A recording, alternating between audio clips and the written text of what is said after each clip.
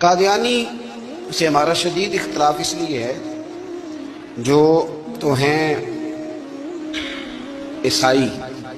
وہ تو ایک الگ دین مانتے ہیں، بات ختم ہو گئی، ٹھیک ہے، وہ اپنا عبادت گاہیں بھی بناتے ہیں، سارا کچھ کرتے ہیں، کریں۔ قادیانی کا یہ مسئلہ ہے کہ وہ دین اسلام کے اندر نقب زنی کرتا ہے،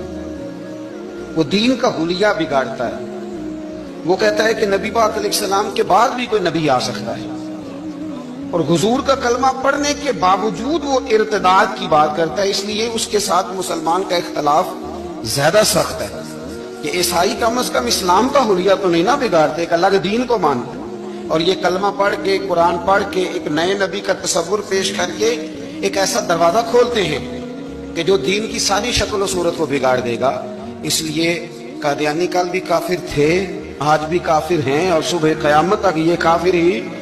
رہیں گے، اس لیے کہ سورج اپنی جگہ چھوڑ سکتا ہے، چاند اپنی جگہ چھوڑ سکتا ہے، ستارے ٹوٹ سکتے ہیں، لیکن میرے نبی کریم کے بعد کوئی اور نبی آ سکتا